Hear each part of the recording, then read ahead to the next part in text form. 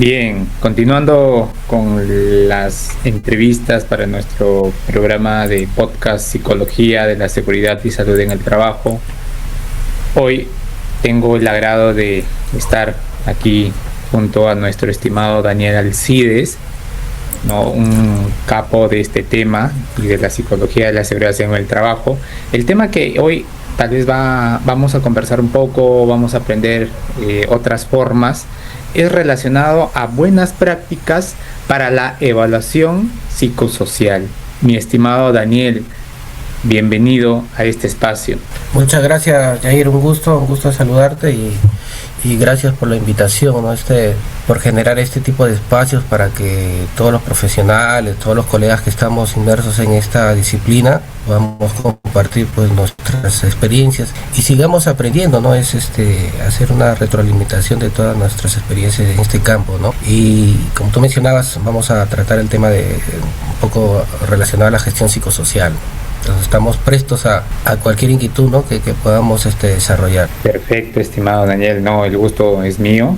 Justamente estamos generando estos espacios para todos nosotros, los profesionales involucrados en el campo de la seguridad y salud en el trabajo, salud ocupacional, HCE. Bien, entonces, estimado, vamos a esta pregunta, ¿no? ¿Qué es de pronto una evaluación psicosocial desde su experiencia? Muy bien, mira, mi estimado Yair, yo suelo hacer, digamos, una delimitación conceptual, ¿no? Antes de entrar a tu pregunta, ¿no? De referirme qué es factores psicosociales y qué es cuando consideramos de un factor de riesgo psicosocial. Entonces, yo lo suelo resumir o hacer la explicación a los trabajadores un poco más digerible, digamos, ¿no? Que por un lado podamos entender que los factores psicosociales son características relacionadas a las condiciones del trabajo, digamos que están íntimamente relacionadas con la organización del mismo, del trabajo, con el ambiente de trabajo, con las características de las tareas, ¿no? con nuestro día a día laboral. Ahora, que estas condiciones como tal, ¿no? En toda esta dinámica laboral se pueden presentar de manera favorable o desfavorable, ¿no? Se pueden percibir de manera positiva o negativa, ¿no? Entonces, cuando estas condiciones de trabajo, factores psicosociales como tal, se perciben de manera positiva, favorable, va a tener un impacto sobre la salud del trabajador, ¿no? En este caso, un impacto positivo, ¿no? Que se va a desencadenar en un buen rendimiento de trabajo, en satisfacción del trabajo, ¿no? En una adecuada salud laboral o salud psicosocial, ¿no? Que algunos le denominan factores protectores, ¿no? Porque justamente van a ser condiciones que van a proteger la salud, el bienestar de los trabajadores, ¿no? Ahora, ¿cuándo es que ya hablamos de un factor de riesgo psicosocial, ¿no? Cuando tienen estas mismas condiciones de trabajo, tienen mayor probabilidad o tienen el potencial de causarnos daño, ¿no?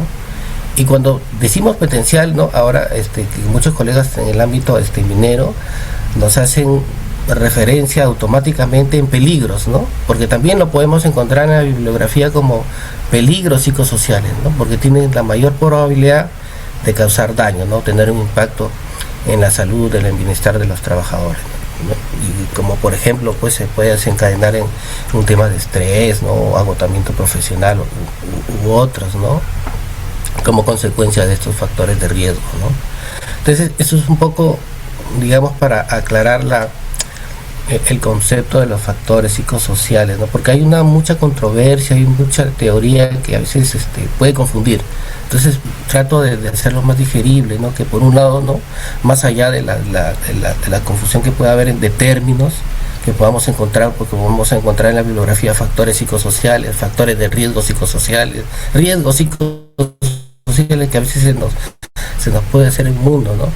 Pero que finalmente podamos entender que los factores psicosociales, ¿no? En esta dinámica del trabajo, ¿no? Pueden haber condiciones que pueden favorecer, ¿no? O impactar favorablemente en la salud del trabajador, y pueden haber factores o condiciones de trabajo que puedan representar un riesgo, ¿no? O tener un impacto negativo para salud. Entonces, partiendo desde ahí, ¿no?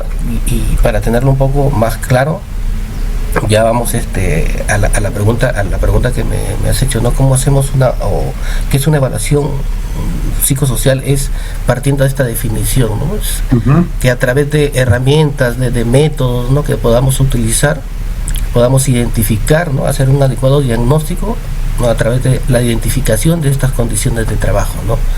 En principio, cuáles de ellas, de estas condiciones, puedan representar un riesgo para la salud, ¿no?, un potencial de daño para la salud, ¿no? Algunos le llaman también agentes estresores, agentes causales, ¿no?, del daño. En principio, esto para poder intervenir en ellos como prioridad, pero también identificar aquellas condiciones favorables, ¿no?, para poderlas mantener, para poderlas reforzar, ¿no?, y para poderlas potenciar, ¿no? Pero eso va a pasar también por una serie de procesos, ¿no?, de utilizar adecuadas herramientas, ¿no?, hacer un adecuado diagnóstico como tal, ¿no? Pero en principio tenemos que entender esto, ¿no?, que la evaluación la evaluación psicosocial o realizar un diagnóstico psicosocial nos va a ayudar a identificar, ¿no?, estas condiciones de riesgo, ¿no?, y a estas condiciones favorables también, ¿no?, porque es integral finalmente la salud, ¿no? No es que el hecho de que podamos, o que una organización pueda tener condiciones favorables o factores de bajo riesgo, no se trabaja en ellos, ¿no?, sino que también se tienen que mantener, ¿no? Así es. Bien, qué genial, ¿no?, que nos haya conceptualizado estos temas, tanto de factores y de riesgos psicosociales, porque hoy por hoy hay una normativa que justamente incluye o es parte de un lineamiento, de un cumplimiento, para que las las empresas puedan realizar este monitoreo y evaluación de riesgos psicosociales. Desde su experiencia, mi estimado, ¿cuál es el proceso de pronto más efectivo que se puede realizar una evaluación psicosocial? Bueno, dentro de mi experiencia, mi estimado Yair, un poco te comentaba que yo inicié en una actividad minera, ¿no?, haciendo exámenes médicos ocupacionales, como muchos psicólogos en esta disciplina iniciamos, ¿no? Pero que en este caso tuve la oportunidad de aparte de los EMOS, también nos solicitaban, por ejemplo, este tipo de evaluaciones, ¿no? Y he ido, bueno, probando, ¿no?, a través de la experiencia algunos instrumentos, y muchas veces iniciamos así un poco en el ensayo y error, ¿no?, a través de capacitaciones, ¿no?, a través también de la utilización de la búsqueda de información y aplicando ciertos métodos para ver qué funcionaba mejor, ¿no?, porque yo empecé en el 2011.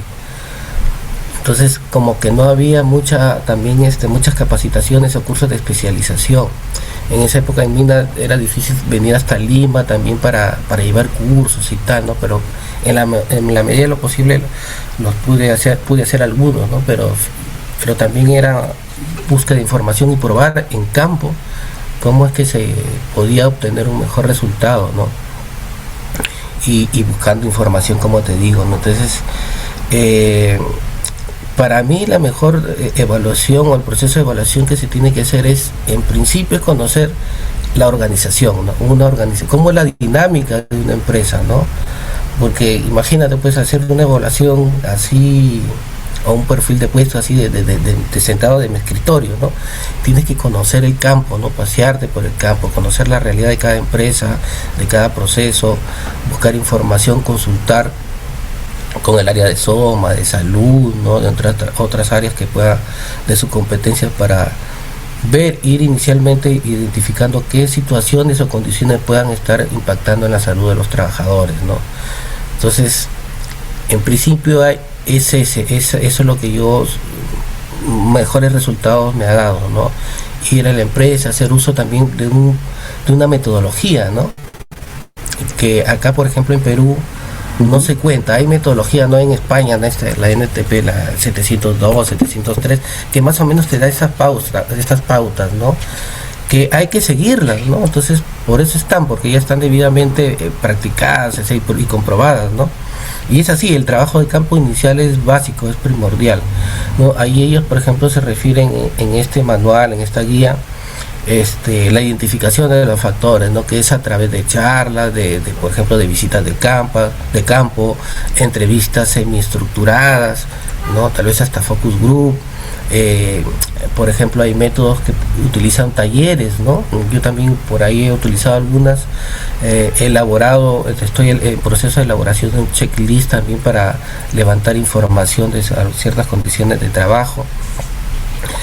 Se ha podido realizar, por ejemplo, talleres, ¿no? con los mismos trabajadores, donde se les explica, ¿no? Un poco la definición, en qué consisten los factores de riesgo, para que ellos mismos identifiquen estas condiciones de trabajo, ¿no? Que puedan impactar en su salud psicosocial, y a partir de ahí elegir la mejor metodología, ¿no? Es decir, el mejor instrumento, ¿no?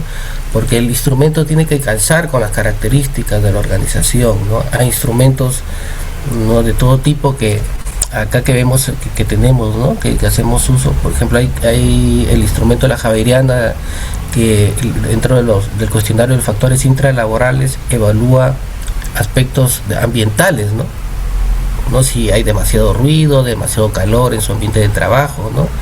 Y claro, no hay procesos de trabajo, hay actividades laborales que están sujetos a esos factores, ¿no? Que también finalmente pueden impactar o podrían impactar en la salud de los trabajadores.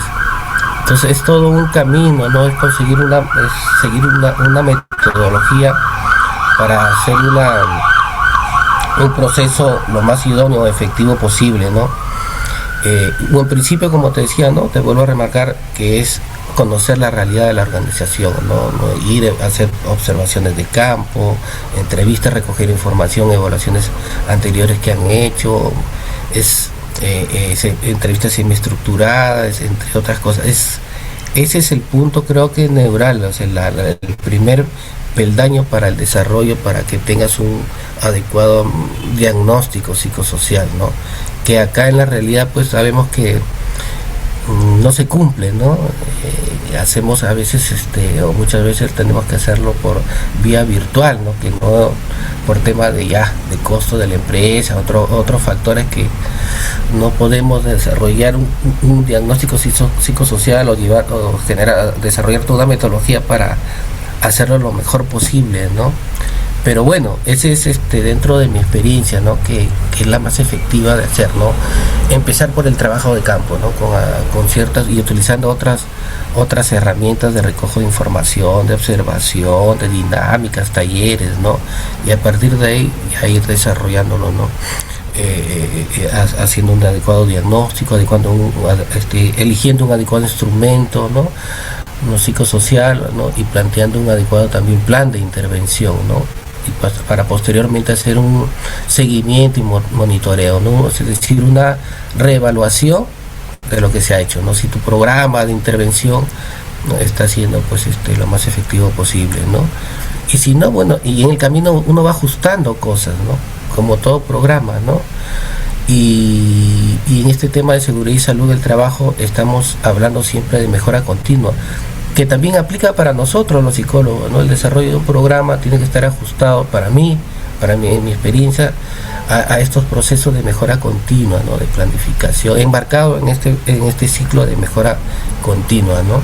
Para que sea un lenguaje también multidisciplinario, ¿no?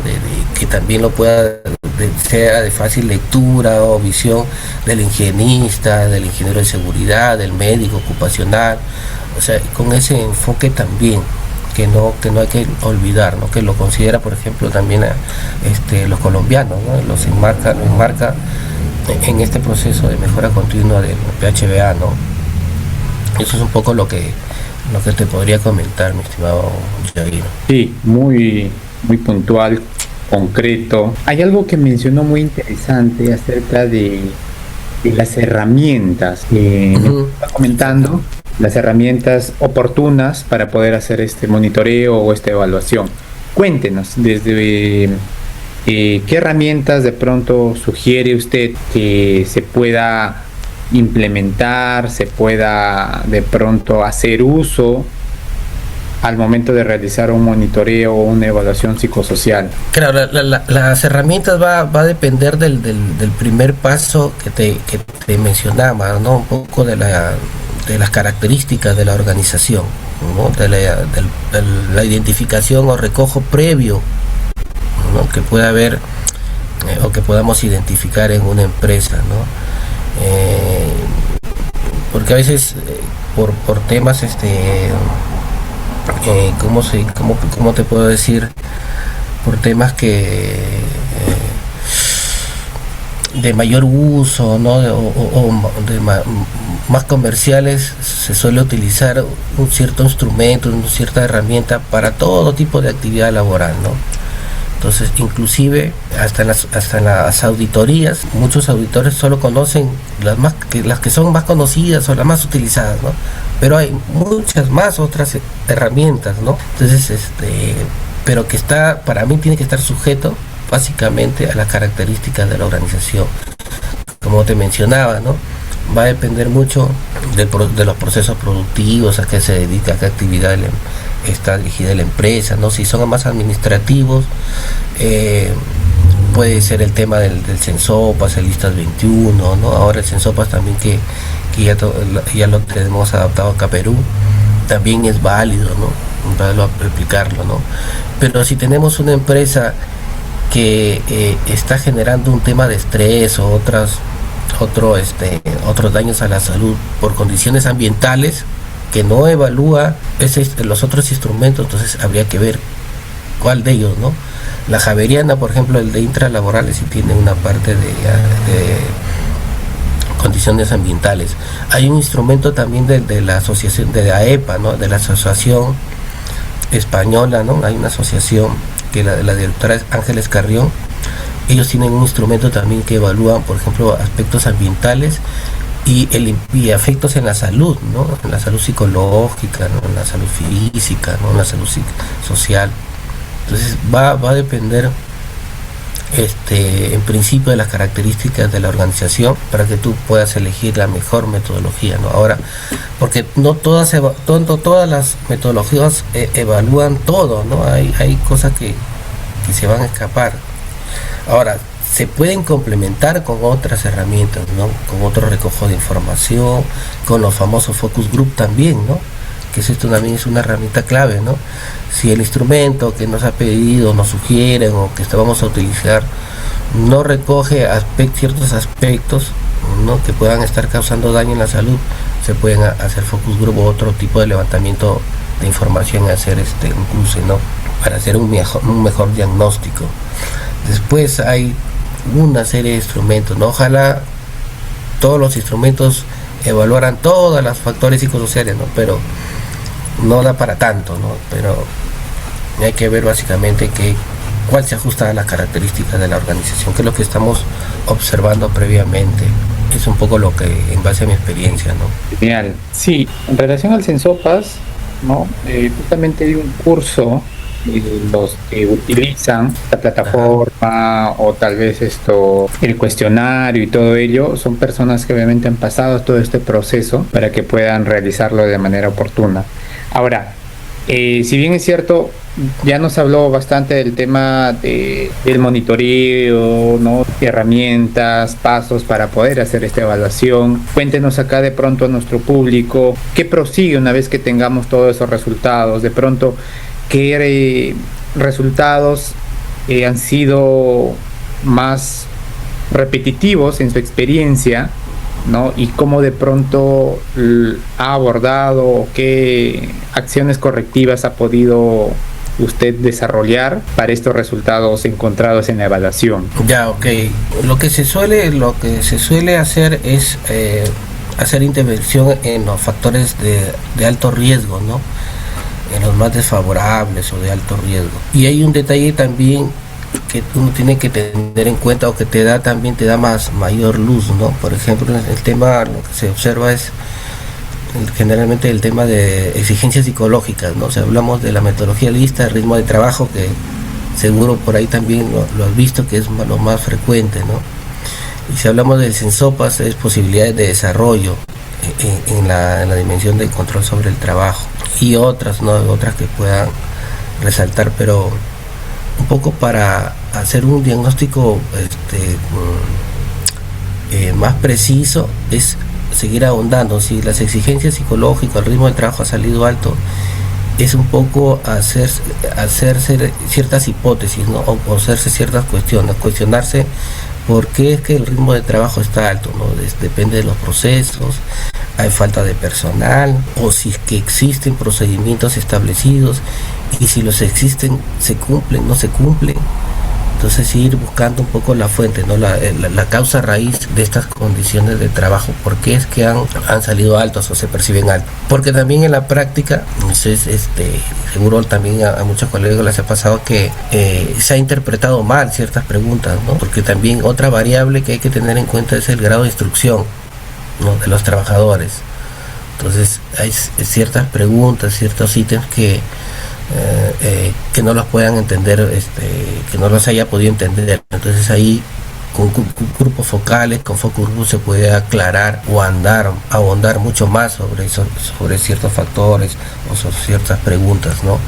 Entonces por ahí es un poco lo que yo más o menos he podido en base a mi experiencia ver y notar, ¿no? De ir un poco más allá, seguir explorando, buscar la causa raíz, ¿no?, y hacer uso de otros instrumentos. El focus group, por ejemplo, es efectivazo, ¿no? Porque muchas veces salen otras condiciones que no se evaluaron, ¿no? O que no se están considerando, y bueno, que se tienen que considerar. Y eso también nos va a servir para la recomendación, para nuestro plan de acción, ¿no? Que no solo se tiene que resumir en actuaciones de talleres o de grupo, actuación individual o grupal, sino que tiene que también pasar por gestión, ¿no?, por políticas de la empresa, ¿no?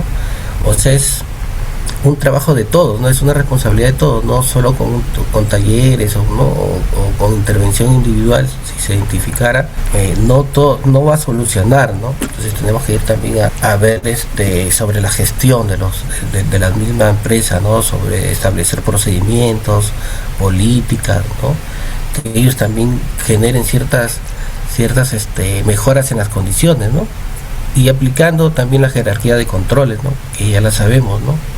Generalmente son controles administrativos, pero a todo eso hay que apelar, ¿no? Y se tiene que un poco sensibilizar a la organización, a las altas gerencias, a las directivas, que el cambio también pasa por ellos, ¿no? Porque si las condiciones no cambian, yo le puedo dar algunos tips, ¿no?, de afrontamiento a los trabajadores, pero va a estar ahí, no va a ser una constante. Entonces eso es lo que hay que tener en cuenta también, ¿no? Porque se ve, ¿no?, en la práctica diaria que la empresa te pide, no, pero unas charlitas, unos talleres, y ahí punto, se acabó, ¿no?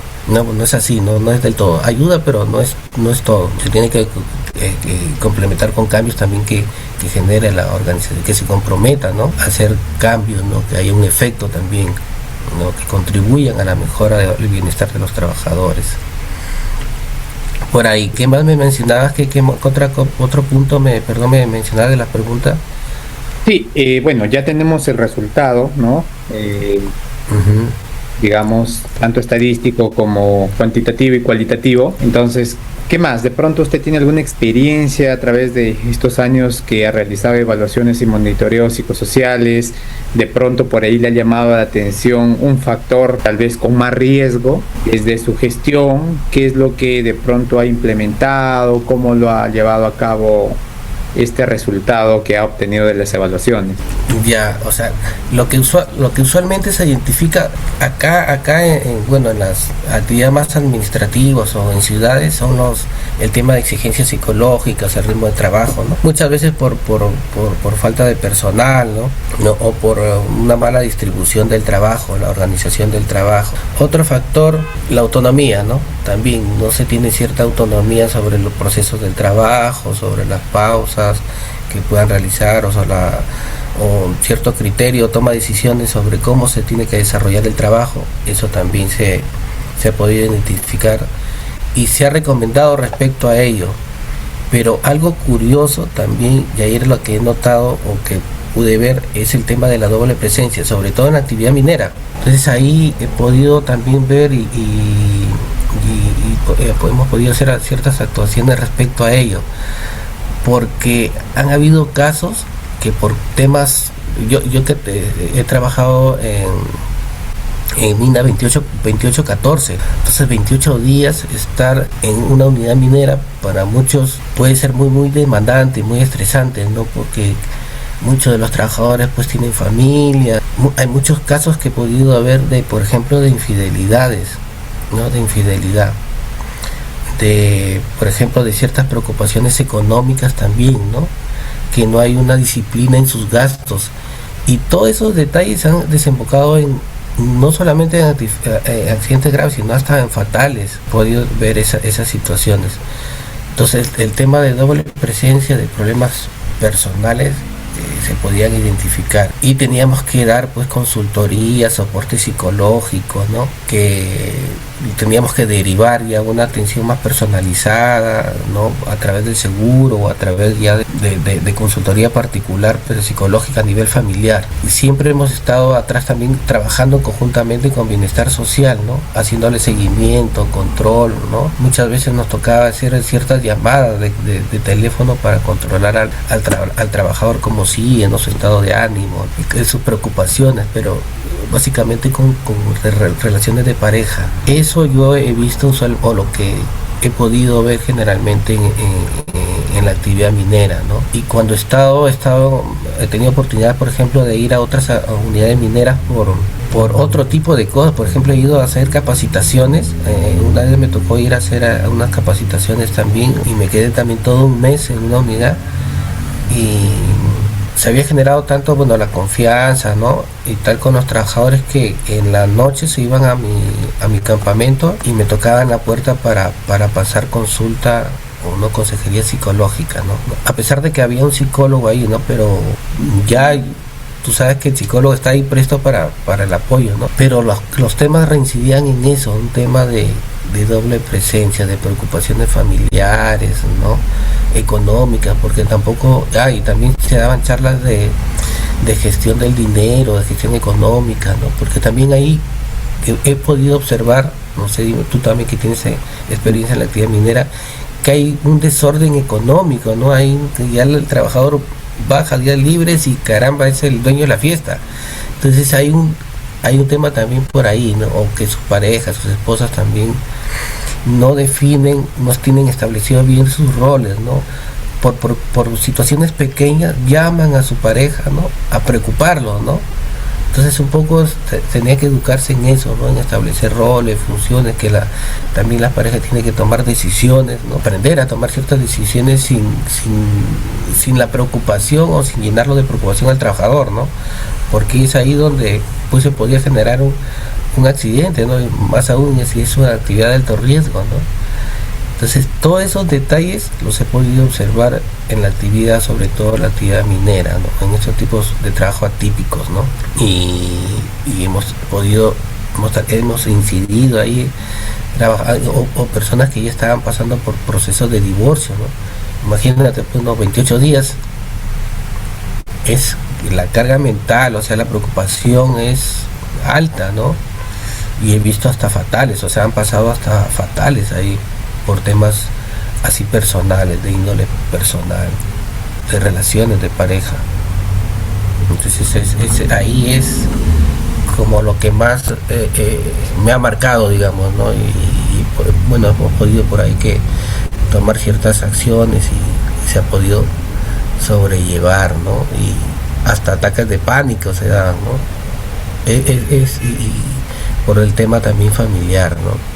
Uh-huh. Pero bueno, sí. Eso es lo que he podido en base a mi experiencia, que te puedo señalar, ¿no? Pero los otros factores acá como que son un poco más manejables, ¿no? Pero lo otro, eso de la doble presencia en trabajos atípicos, es mucho más delicado, ¿no? Ya toca un tema de salud mental, ¿no? Sí, definitivamente estos factores que llevan a riesgos psicosociales están presentes, ¿no? Y más en un régimen atípico, sí he podido evidenciar. Y ya como para cerrar, mi estimado Daniel, tal vez algo puntual, alguna sugerencia para un profesional que deba tomar en cuenta, para un estudiante, un alumno que quiera inclinarse por esta área, algo tal vez resumido, ¿no? De toda su experiencia, ¿qué sugerencia le daría a usted? Bueno, a la nueva camada, a las nuevas generaciones. A la nueva generación. No, sí, definitivamente es seguir capacitándose, ¿no? O sea, ahora ya con el transcurso del tiempo se ha ido pues aperturando muchos más cursos, ¿no? Muchos más cursos de especialización, ¿no? Llamarlos a eso, ¿no? A seguir capacitándose, preguntar, compartiendo con los grupos de WhatsApp, porque ahí también van a aprender, van a buscar información, ser un poco llamarlos a que sean un poquito más investigadores, ¿no? Acuciosos, ¿no? Ser más preguntones, ¿no? Y que toda la información que vayan captando, irlo aplicando en la práctica, ¿no? Y poco a poco ir aprendiendo, ¿no? Como te decía, yo creo que todos hemos ido empezando en el tema de salud ocupacional por ensayo y error y nos hemos ido puliendo en el transcurso del tiempo, ¿no? Hemos ido afinando nuestra experticia, ¿no? Profesional. Y la capacitación, ¿no? La instrucción es importante, es vital también, ¿no? Yo creo que es tener esa inquietud, esas ganas de seguir aprendiendo, ¿no? Saberles inculcarlo y saber llegar a ellos también, ¿no? Tener apertura con los muchachos, con las nuevas generaciones que quieren incursionar esta disciplina en este campo que es hermoso y tiene, pero para rato, como yo les digo, muchachos, mientras haya ley, hay trabajo. Mientras haya normativa, hay trabajo, ¿no? Entonces, y tenemos que también involucrarnos hasta en la parte política, ¿no? O sea, en la parte normativa, porque a partir de ahí vamos a poder proponer normativas, ¿no? O sea, el psicólogo, o es una invitación para las nuevas generaciones que también incursionen, ¿no? Que estén inmersos también desde el punto político, ¿no? Porque a partir de ahí es donde se van a tomar decisiones también, ¿no? Porque ahí lo vemos, ¿no? Lo vemos, esta es nuestra realidad, ¿no? Profesionales de otras disciplinas, ¿no? Médicos, enfermeros, entonces queriendo hacer nuestro trabajo, porque están más involucrados en lugares donde se toman decisiones, ¿no? Uh-huh. Entonces también es una invitación, por ahí también nosotros los psicólogos que nos hemos quedado en tener mayor participación política, y eso es, mira, ahora que yo tengo la oportunidad y he tenido la oportunidad de conformar grupos de trabajo con algunos ministerios, ¿no? Ministerio de Trabajo, Ministerio de Salud, ¿no? He podido observar, ver eso, ¿no? Yo pertenezco al comité también de Psicología, de Seguridad y Salud del Trabajo del colegio. Entonces ahí nos han llamado, hemos tenido reuniones, ¿no? Para hacer opiniones técnicas, ¿no? Pero temas políticos es clave, ¿no? Y a la unión, yo creo que la segunda también recomendación es que tenemos que ser más unidos los psicólogos, no ser más unidos y tener un solo propósito, un solo objetivo, ¿no? Un solo fin. Si vivimos separados, divorciados, no hay que sabernos entender, escucharnos, ¿no? Para lograr nuestros objetivos, ¿no? Que es buscar el desarrollo de esta disciplina, ¿no?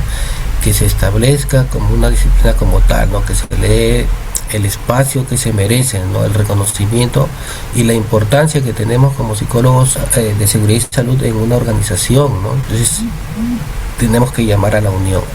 Y finalmente, mi estimado Yair, como una reflexión final para todos, ¿no? Para todos ya los que estamos tiempito en este rubro, creo que también es responsabilidad de nosotros es dejar ciertos aportes para esta generación de venideras, ¿no? Muy bien, Yair, entonces como reflexión final, ¿no? Hacer un llamado a todos los colegas, ¿no? que tienen ya tiempo en esta hermosa disciplina, en que también como parte de nuestra tarea que va a ser trascendental es preocuparnos también en realizar, trabajar, ¿no? En ciertas guías, protocolos, ¿no? De actuación, que nos hace falta acá en Perú, nos hace mucha falta, ¿no? Realizar mayor investigación, ¿no? Hacer un llamado, digamos, una convocatoria a todos los colegas que tienen bastante experiencia en estos temas, para que a partir de ahí qué podemos dejar, ¿no? Para esta juventud, ¿no? Por estas nuevas colegas que empiezan a interesarse por esta disciplina, ¿no? Entonces, como te decía, ¿no? Partiendo, pues no tenemos de repente algún procedimiento, una guía sobre cómo hacer esta evaluación psicosocial, una gestión, entonces sentémonos a realizarlo, a elaborarlo, ¿no? No tenemos un procedimiento, no sé, fichas de observación, elaboración de ciertos procedimientos para el tema de SBC, para promocionar la cultura, o sea, sentémonos y realicémoslo, ¿no? O sea, para dejar algo también, algo tangible, ¿no? Como un primer paso para poder ayudar también a estas nuevas generaciones que están mostrando bastante interés en esta disciplina, ¿no? Y que va a ser un aporte, ¿no? Se va a hacer un aporte a nivel también latinoamericano, ¿no? Pero